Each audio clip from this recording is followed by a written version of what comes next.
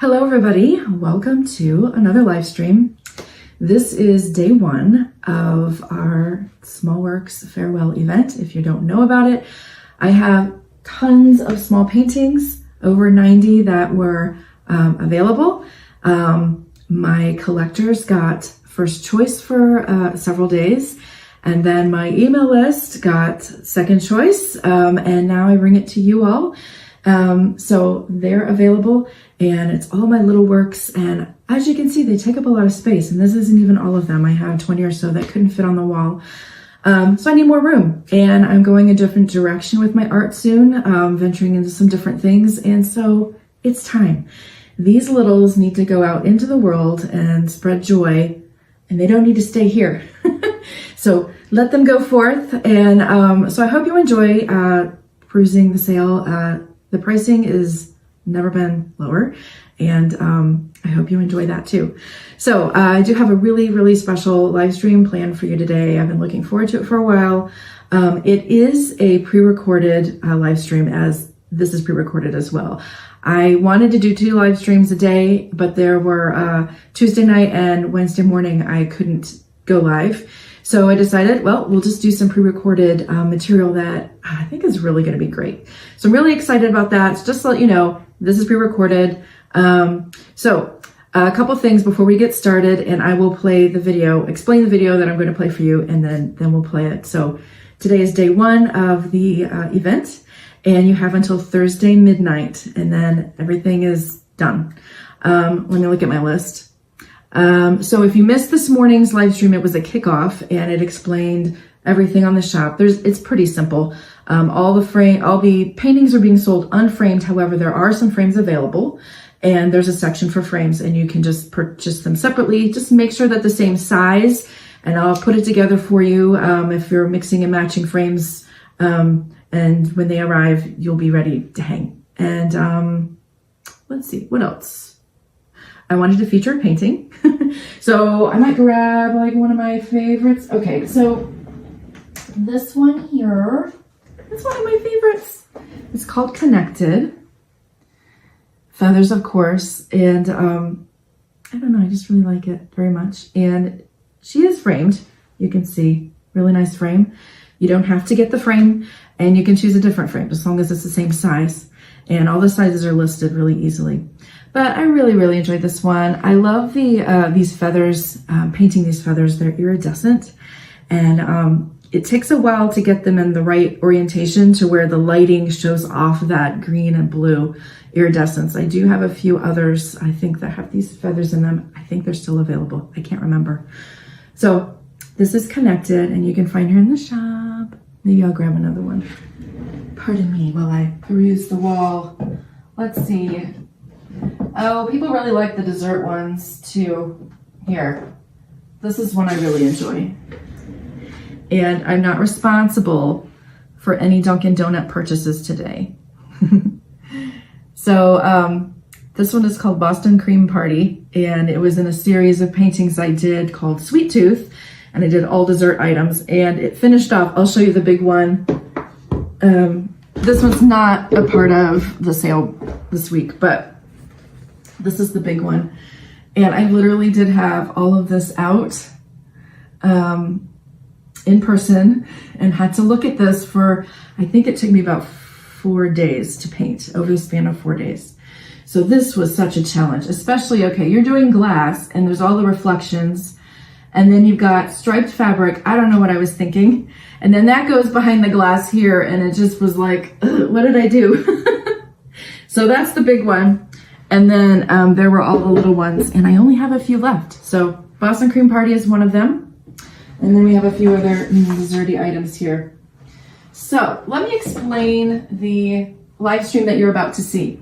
So before my house flooded, do you like how I'm scooting? It would be a little creepy. Before my house flooded, I was doing what's called Kids Art Tour, and it was another separate business that I was providing art education for homeschool families. Well, my house flooded, and I really wanted to get back to it. I just couldn't fit it in at the same time. I'm hoping to in the future. I just need to get my fine art side going. And then I really do want to get back to teaching art to kids, maybe in a different way that I was going. But anyway, this is a video that I recorded with my friend, Lauren Smallcomb. She's also a therapist, and she lives with her husband and family in Thailand, and they have a therapy practice. And they bring healing to trauma survivors, people with PTSD who've experienced childhood trauma, all kinds of difficulty and distress. And art and beauty is a big part of the healing process. It's not the only thing. And if you are struggling with some of these issues, this isn't going to solve it, but it will help. It'll help you in the moment to calm things down.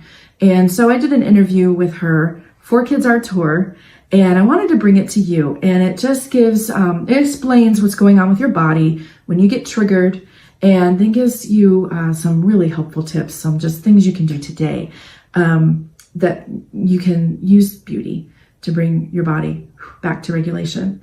And I found it extremely helpful, and I'm really looking forward to you watching it. So without further ado, enjoy the video, and I will be back at the end. We have a very special interview. If you notice, there's somebody over here. My very good friend Lauren is here with me, and we're doing a little interview today. And before we get started, I just need to let you know that this is recorded because Lauren lives in Thailand and I'm in the US, and we flip-flop. When I'm going to bed, she's waking up, and so we needed to pre-record this for our own sanity. But I will be watching this with you live. So I'm actually here, just not here. And if you have any questions, I will be there to comment and help you out. So yes, Lauren and I are going to talk about art, beauty, and our nervous system. And it probably was not the word you thought would come after art and beauty, but I'm so glad that these things go together. Praise God. And you'll find out why as we talk, why it's such a good thing, a wonderful thing that art and beauty can help our nervous systems. So Lauren, my good friend Lauren, and her husband Luke Smallcomb, they have a therapy practice in Thailand, and they help people recover from trauma. And I'm just going to give you the floor here. I'm going to switch us around here. There we go. Close up. Lauren, would you go ahead and just share with us anything you want to share about what you do and what you do in Thailand? Yeah, absolutely.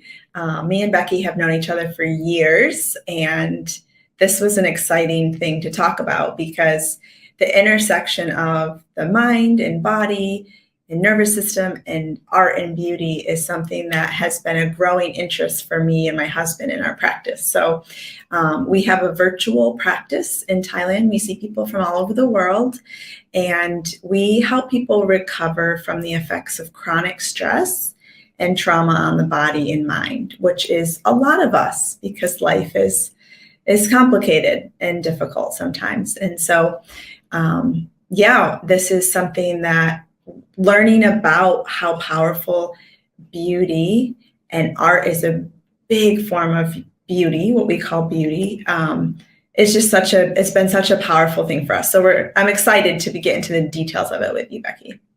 Oh, thank you. And welcome, by the way. Thank you.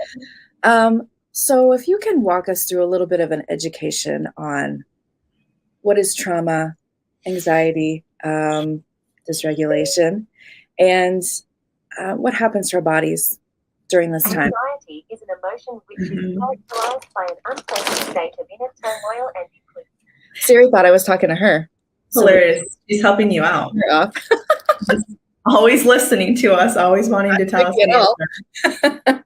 I will jump in. I'm not sure how right Siri was. Usually she's pretty accurate. But how we explain this to people is this idea that the body and mind, we separate them, but really they're one. But just to help understand our mind, like our thoughts, our beliefs, and our conscious mind, and then our body, are intended to experience life in a certain way. And when life goes outside of those bounds, so the circumstances that are in our life basically pushes us beyond what we are able to tolerate, or not having the right resources or support or tools or capacity to handle a given situation can actually make it traumatic. even if the situation itself doesn't scream trauma like we might typically think of.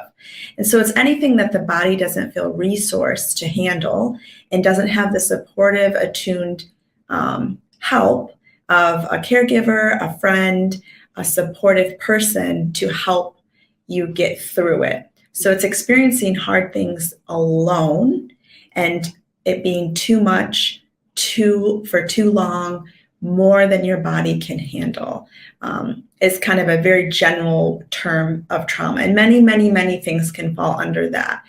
And what this does essentially to the body is it creates a dysregulated nervous system. And so if you think of something being regulated and being able to just flux with life and respond efficiently and fluidly, the dysregulated nervous system kind of gets really wonky. And the bodily responses are because of this underlying chronic stress and trauma on the systems of the body.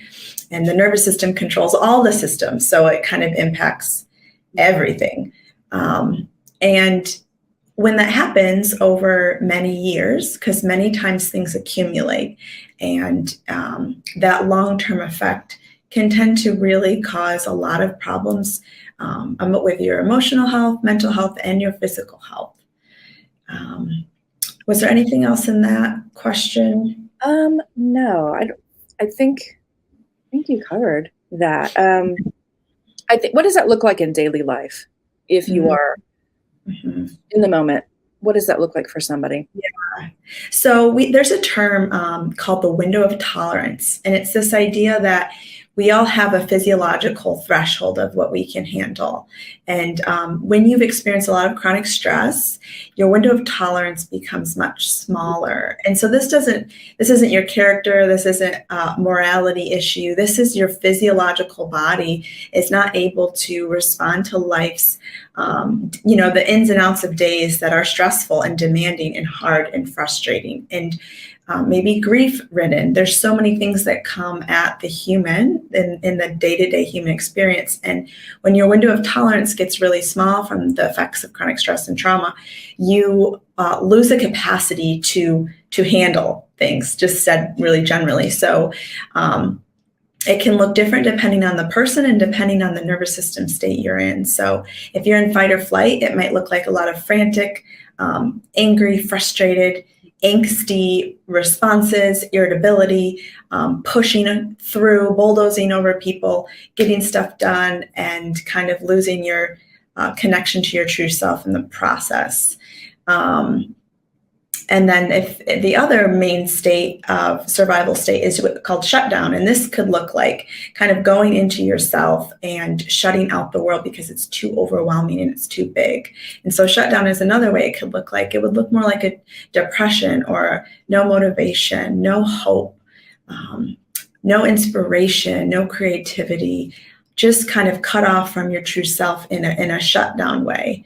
So those are like the two main ways you can go up with like a lot of energy, not good energy, but anger and intensity and drive and stamina and just plow through life, or kind of shutting down. Those are the two main responses that humans have.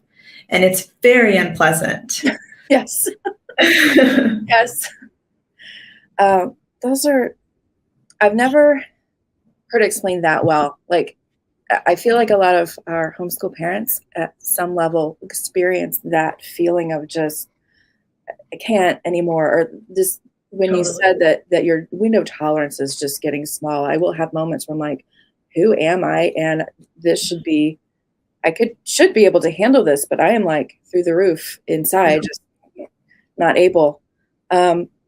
What is happening in our bodies when this happens? When we're in these states, like physically. Yes.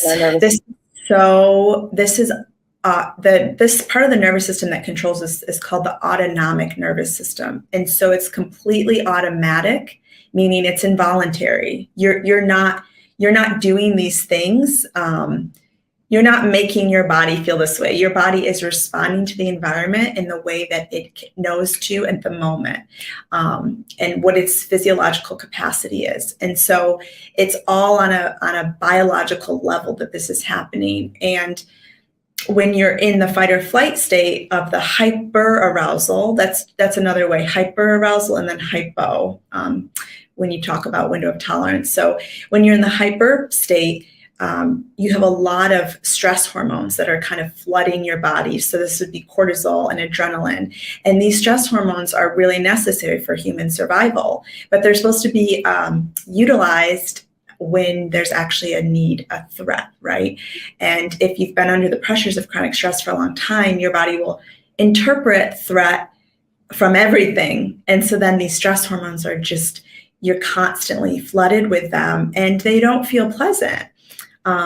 Just like if you were to, get in a car accident and then you pull over on the side of the road and you're breathing fast and you're jittery and your heart is beating and your mind is racing and you're panicked. You're just gripped with panic. That's because something life-threatening almost happened. But that same physiological cascade can happen even when you're not at immediate threat or urgent threat, and those processes are still happening in the body. So the hormone system is involved, the cardiovascular system, the endocrine, that's the hormone system, the musculoskeletal, so the tension and pain your body holds is often related to the nervous system responding to these things that are occurring in our lives and in our bodies. So you had asked what's happening on like a biological level, right? Right. A lot happening. It sure feels like a lot. And it's true. I'm going to share a little bit later, but I was diagnosed with PTSD by 3 different therapists. So it's yes, I had it. And it does feel like a roller coaster. I've thought it's on a roller coaster. I'm on a ride I can't get off. No matter how much I pray, no matter how many verses, no matter how much calm music I'm sharing, I'm playing, my body is just like, no, you're in danger, always. And so, yeah, it is totally it took a long time for me to realize that I needed like brain rewiring. I needed something in that area that was really just physical. I was praying, I was trusting the Lord, but my body was just like, there's a bear chasing you. You gotta run. And I'm sitting on my couch still, and my heart is just, and I've got this adrenaline. So anyway, Yes.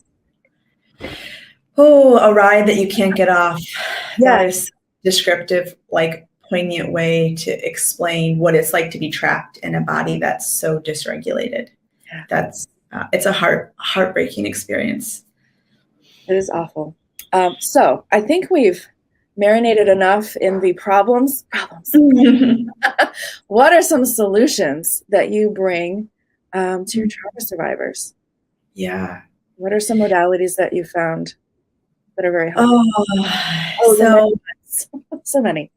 There are so many, and that's why healing and recovering and rewiring your body and mind to be able to thrive in life and not just survive in that tiny little window of tolerance that you want out of you, that you want to be expanded. There's so many amazing ways to do this. And that's why we love this field, because there's just beautiful people all over the world that are helping bring healing and restoration to so many people. So the ways that we have studied in and have experience in are in a more traditional therapy sense. And so it's recreating safety with a therapist and a coach. My husband is a clinical counselor and I'm a mind-body practitioner. And so we work together with people depending on what their presenting challenges are. But recreating safety in your body is foundational to most all healing programs.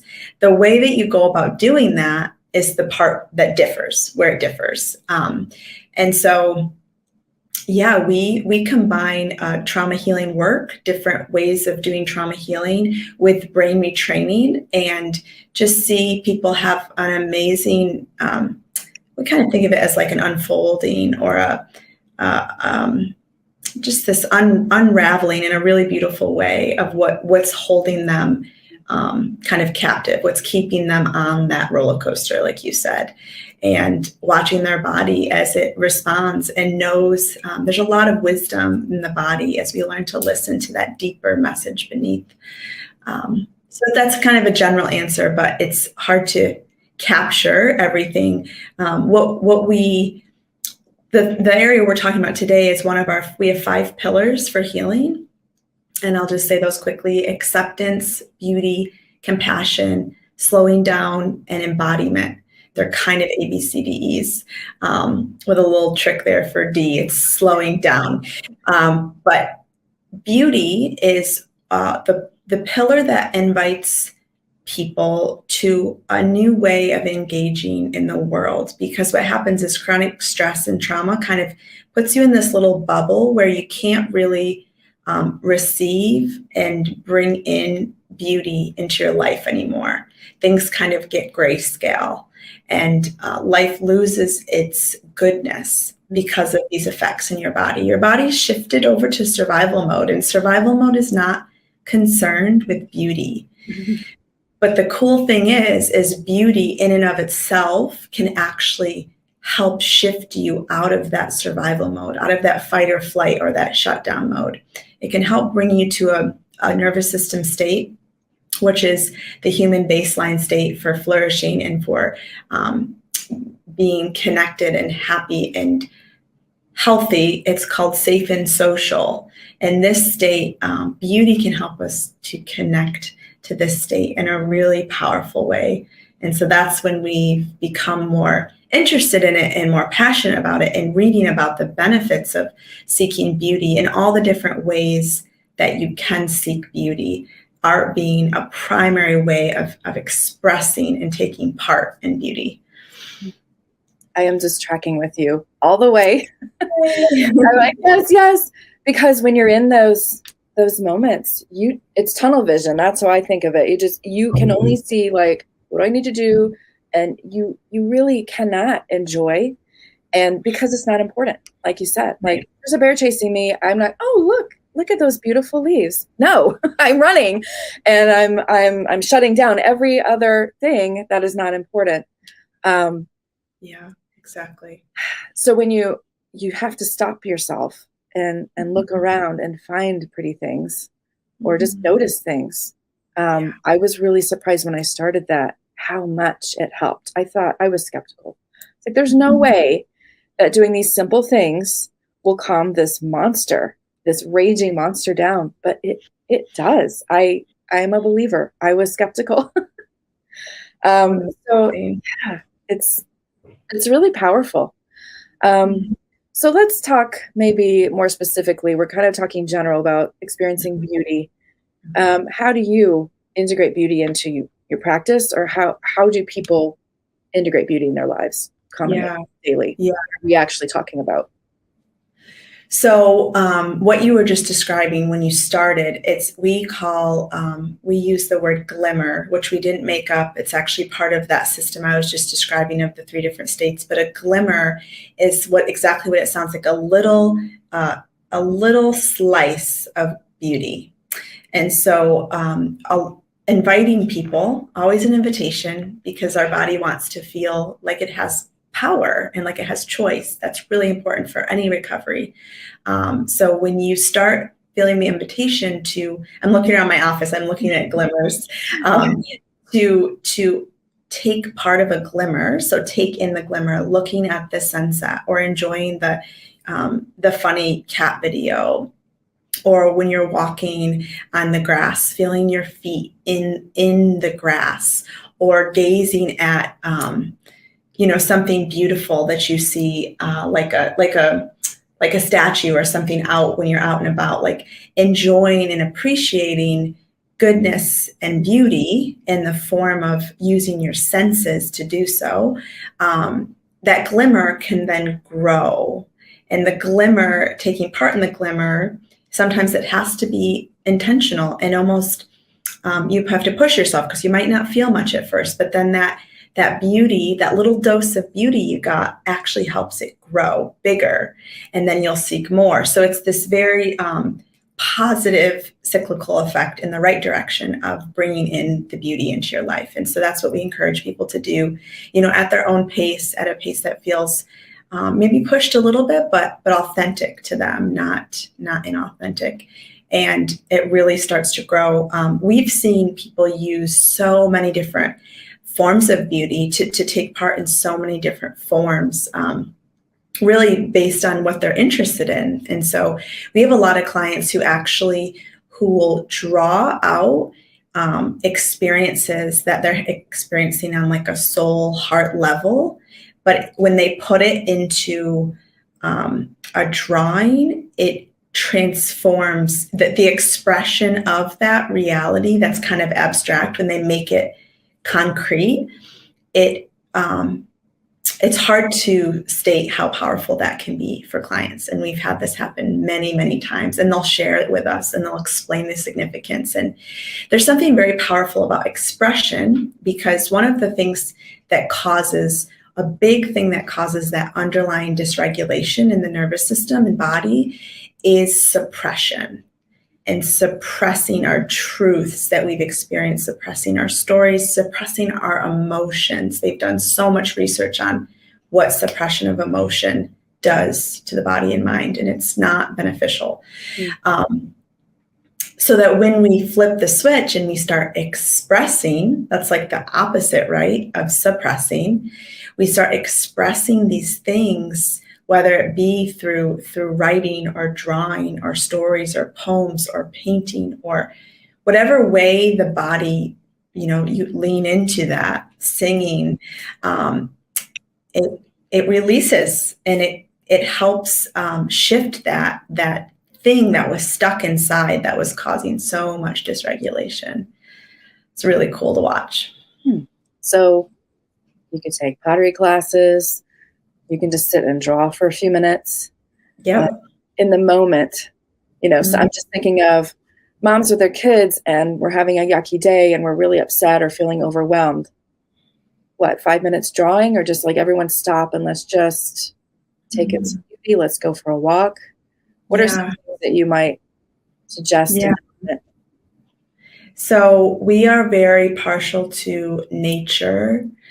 We do live in Thailand, so that's a little bit unfair to the people who are in colder areas, to just pause and go outside and let that shift you. So even if it is cold, sometimes that brisk cold air can really kind of help shift your state a bit. But using your senses to observe and to bring in the sensory information around you, and then even a really neat thing with kids would be to do that, and then to draw it, to like get that out on paper, to show what mattered to them in that, like what they engaged with, because it's going to be something different for everyone, their expression of that experience. So I think that's, even if you miss work, that's so powerful to just be like, okay, we are all wonky and dysregulated. Let's just take a time out and go outside for 10 minutes. Or let's just stop what we're doing and look at this picture book. Well, something with beautiful pictures, some way to help get the frontal lobe, which is where our cognitive processes happen, back online, and the emotional brain not so reactive. Because when there's all that fighting and tension, that's coming from the emotional brain, and that's not so much your thinking brain isn't so much engaged at that point. So when you take part in beauty, it actually helps you bring in your cognitive brain and bring that integration to the brain, which helps you think more clearly, feel more rooted in truth, not so much just a reactivity. So those things could be really powerful. Anything that allows the body to get involved is huge. So even like Play-Doh, like giving everyone some Play-Doh to play with or sculpt, something that's tactile and using the body and the senses would be a great way to help shift in those hard homeschooling days, which we've had many in the different years we've homeschooled different children. That is so good and helpful and easy to do. Like I would think, like I said before, like this is not going to calm my monster down, but it actually does. It's just so simple. I mean, we've done it so many times with my son. One day he was really upset and wasn't even with me. And the person that was with him, he wasn't even with family, had him just draw. And it just helped him so much. And he came back with a drawing and he was all like regulated and he was fine. He was outside too. And he just went into that drawing mode, art mode, or just expression mode. And it did it for him in the moment. He was very upset and was fine. It's so powerful. And every time we give our body and we give our kids' bodies a chance to experience regulation in the midst of dysregulation, we're actually wiring their brain to become a more regulated person. And that's such a gift in childhood that actually benefits you the rest of your life. But those tiny little things that you're like, oh, we don't have time or it's not worth it. Let me tell you, from a mental health perspective, it's totally worth it, because that's finding safety. And that's what the body needs to flourish. It needs to feel that sense of safety. And so when things feel out of control and life feels hectic and awful and big and overwhelming, and then you do that little activity to help support them in that, to help their body shift, and then they feel better, that just told their brain, you are capable, you are empowered, you can find safety, you can be okay. And that message will, repeated regularly, will carry with them until they are on their deathbed. That will be a foundational thing for their thriving as a human. So powerful. I had a question and now it's gone. Sorry. Oh, no. No, but I was going to go into okay, so I have a question for you. I'm going to be a terrible lawyer because I don't know what the answer is, but I'm going to set it up for you. So I had an aha moment like a few months ago, and I did tell you this about earlier, but I'll go into it as well. So I was going to a therapist, actually loaded up because I got to the point where I'm like, I can't do this anymore. And this was somewhere around May or June. Okay. And it was around the time that I actually saw you guys too for a bit. So I was all loaded up with getting help, which was right and good. And I'm so glad I did. But one thing one of my ladies was telling me to do, I was not okay that day. And she goes, okay, so we're going to do 5, 4, 3, 2, 1. And the numbers don't really matter, but it kind of helps you walk through it. What are 5 things you can see right now? And I'm just like, oh my goodness, really? I'm in danger and I'm upset and I'm dysregulated and I'm a mess. And you want me to look around the room. So I see the window, I'm sitting on my bed, and I did the 5 things. 4 things you can hear. And we just walked down our senses. Okay, I can hear the trees, and this is my space and this is where I'm at.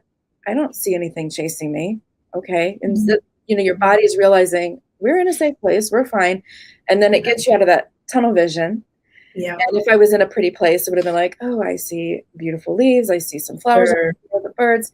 And then by the end, you're doing your sense of taste and smell, which if you can't taste or smell anything, then I'm imagining what coffee might taste and smell like, or, chocolate, those things like that. And I had just gotten done telling her that I was flat emotionally. I'd been that way for weeks. I couldn't feel anything. I had shut down emotionally. Yeah. When I got done within 30 seconds, tears, emotion just flooded. It was like my body was like this, and then it finally went like that, and just all this stuff came out, which wasn't fun, but it was healthy. It was a good release. And then I was tired for the rest of the day. So that told me, because I've done other things like that, and I had a major brain shift that day. Just doing that for 30 seconds, it was crazy. And then I'm like, okay, there's something to this. And I've also done, the tapping and the somatic stuff, and that really helps too, amazingly.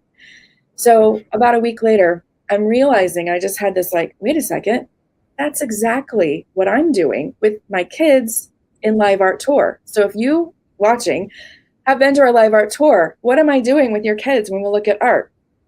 what are you seeing in this painting? Oh. What do you feel? How do you feel about this painting? Does Mhm. it feel happy or sad? We're touching our emotions. Okay, now you're in the painting. What are you feeling on your body? We go through all the senses in the same exact way. And I'm just wondering, as you okay, this painting here makes me happy. I'm like, I need Monet this morning.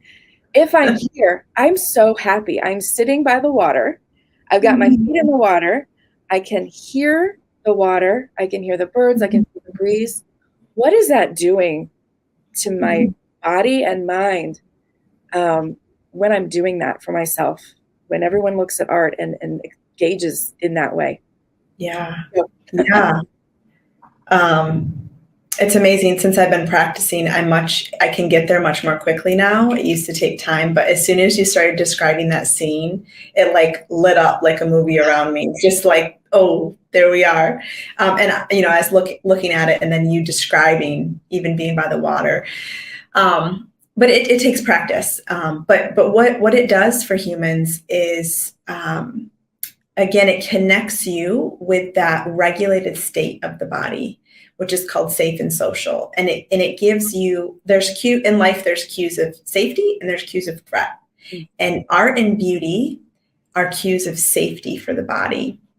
When I talk about safety, I don't just mean physical safety. I mean emotional, relational safety. Safety that I am okay in the world, that my world is okay, that I am safe, I am competent, I am able. So as we engage with beauty through art, we're able to access that kind of empowered place of goodness through using our senses. And the way you do that going into art with the kids, like that's so brilliant, and also teaches them to be more body aware, because a lot of kids can't connect with what they feel about things. They just feel it, and they're just in their feelings, and they're like a little tornado and a bunch of feelings they have no words for. They have no, they can't grasp, right? They're just in it. But when you help do that through something non-threatening, art is not threatening. So, it's a bit harder when you're in a conflict with a child and you're trying to get them to talk about what they feel and all of that. But starting and building up those skills through something non-threatening like art is such a great way to create competency and literacy there. But I'm not totally answering your question. I'm just amazed by this. You said, what was your specific question? Remind me. Oh no. I remember too. There, like when we, I mean, I think you did answer it, or physically what is happening when we're putting ourselves in those places of specifically in art. But yes, I think you did. So something that's really cool about the brain is it doesn't actually differentiate if you're there or if something is imagined. That is huge. It was very surprising to learn that in brain science, but about brain science, that's why children's imaginations are so real to them, because they're there, they're being the cowboy, they're being the woman explorer, they're doing all of these things, and they're really experiencing those feelings with it. That's why it's so fun. If you didn't feel anything, if it didn't feel real, it wouldn't be fun. But so allowing art to really engage with art, you're in a sense transporting your body there through the power of the mind, because the brain doesn't actually know if something you're imagining you're imagining it because you're in it or you're just imagining it. There's no differentiation for the brain experientially. And so utilizing that is actually super powerful. And it's a shame adults stop using their imagination, because it can bring the brain so much goodness that it might not have a normal life. So say you're in an office and you're stuck in a house, but if you can transport yourself through art and through visualizing and enjoying and taking part in that, that's giving yourself such a big gift that you can take advantage of. Mm-hmm. Yeah. As you're talking, I'm just like, yep. It's amazing to me that the visualization, which has been helpful to me too, visualizing a safe place, a beautiful place, we can use art to do that, is just as powerful. That was my last question for you. Like, what is the difference between looking around my room and putting myself in this painting? Yeah. There's no difference. And really, I feel like the visualization can be more powerful. Because you can make happen whatever you want. You can right. dolphins, and you can make it totally safe and beautiful. It's so powerful. It's so good. Wow. And there was something else I was going to say, but now I can't remember. There's just so much goodness. It's hard to.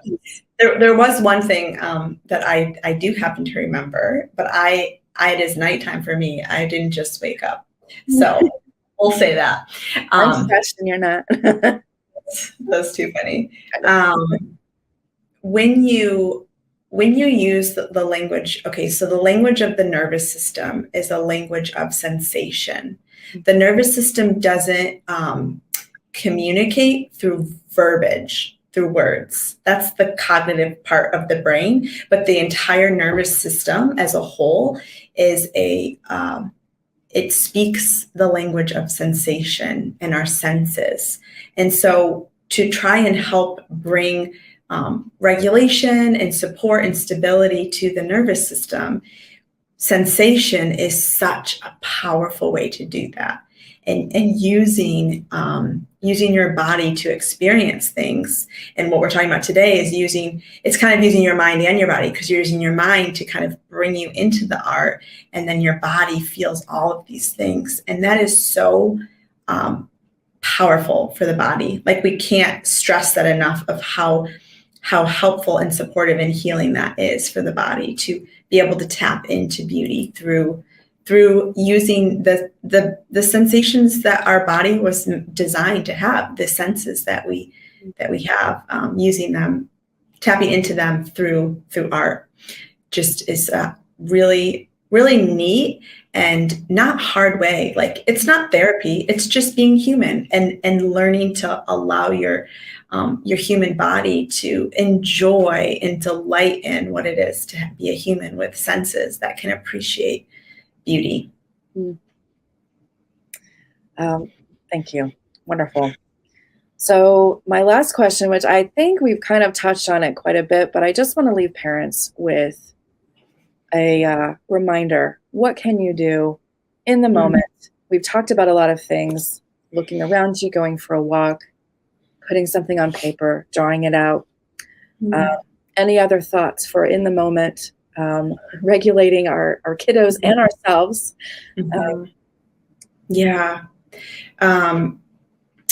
So many thoughts about this, but for time's sake, it is most helpful to be regulated yourself if you want to help regulate a kid.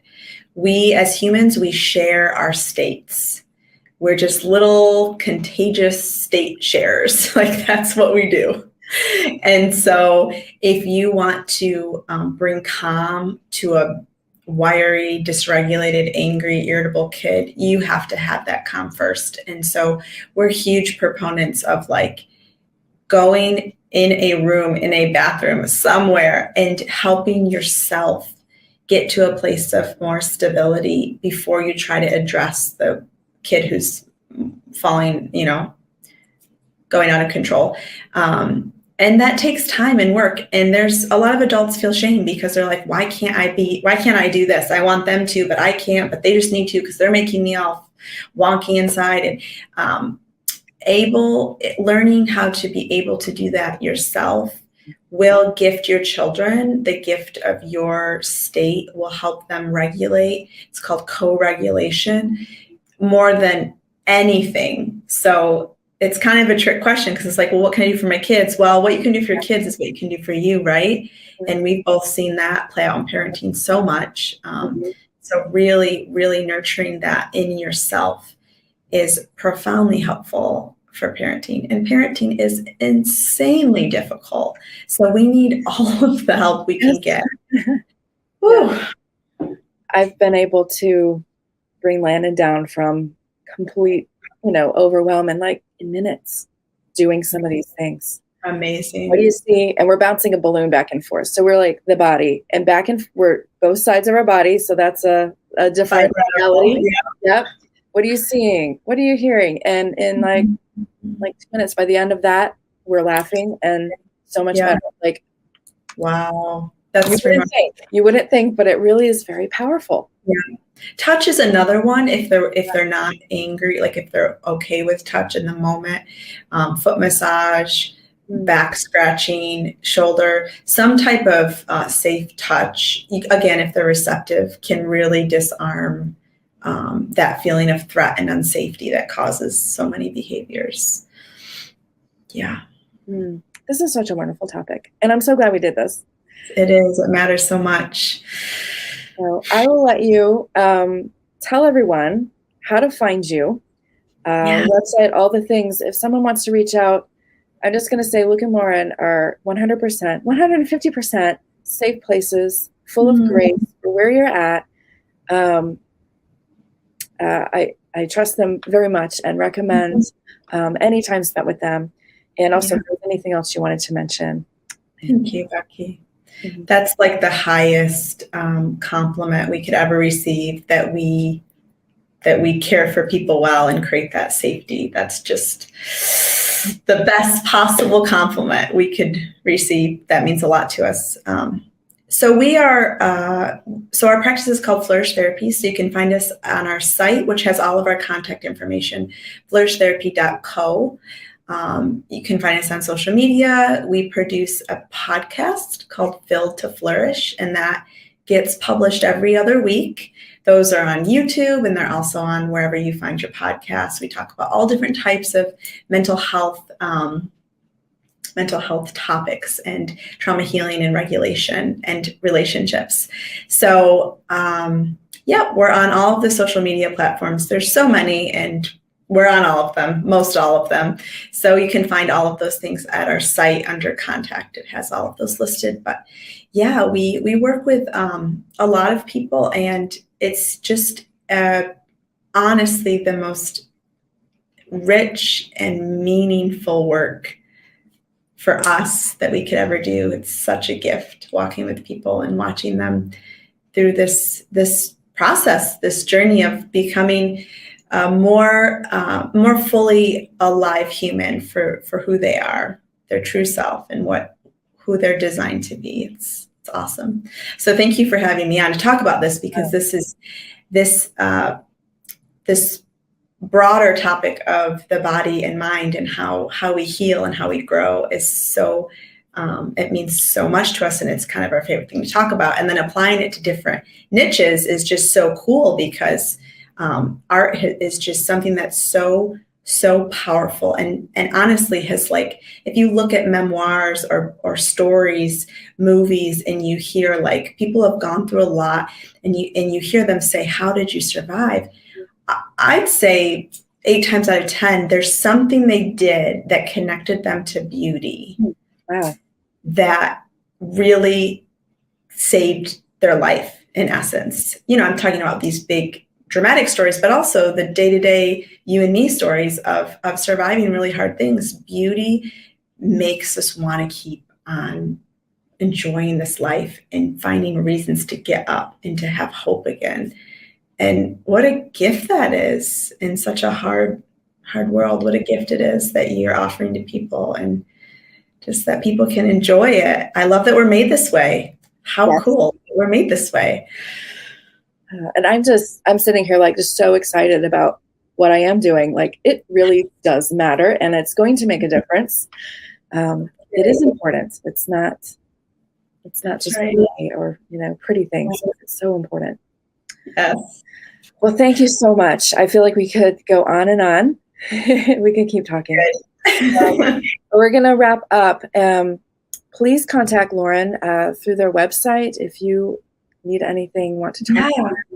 And even just following on social media, we produce free content daily just to help you in your journey as you're growing as a human. So we'd love you to follow and learn along with us. Yes, please do that. So tomorrow I am going live again, and we're going to actually talk about things that you can do with your family and how to engage in art. So we talked about the problem and solutions. And so then tomorrow we're going to talk specifically about what you can do with your kids to engage in art, and you don't need an art degree to do it. So I'm going to list off some things for you. So look out for that tomorrow. And thank you very much, Lauren. It was really nice to have you. Thank you so much, Becky. Thank you. I hope you enjoyed this live stream and that it was helpful to you. If you're interested in more of hearing about Lauren or to see what Luke and Lauren offer, I do have their link in the description of this video. They're just wonderful people. They are a compassionate, safe space, full of compassion for wherever you are. So I highly recommend them as a resource for you if you're struggling with this. So that ends day one of our events for the day. We have 2 more days. This sale ends at midnight on Thursday. And I did want to show you a couple more things. When you become a collector, you do get some special perks.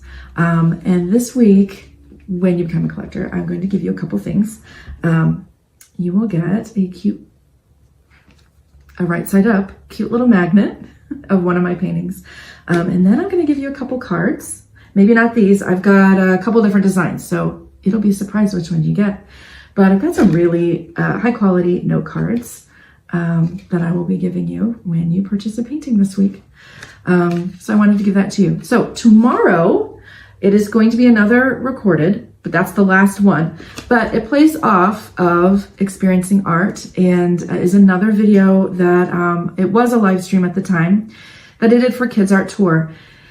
If you get intimidated by art or want your kids to enjoy art but don't really know how to bring that to, into conversation, how to visit a gallery and all of this. So these are tips that you can do today and introduce into your daily conversations for how to help your child experience art. It's really fun stuff and it's good for everybody, and as well as being helpful. It kind of goes along with what we just talked about tonight. How to help your kids see beauty and experience beauty takes your brain out of what you're dealing with now, puts you in another place of peace and calm and beauty, and just really good and healthy. So I hope you join me tomorrow morning, 11 o'clock, and you'll hear about how to introduce your kids to art.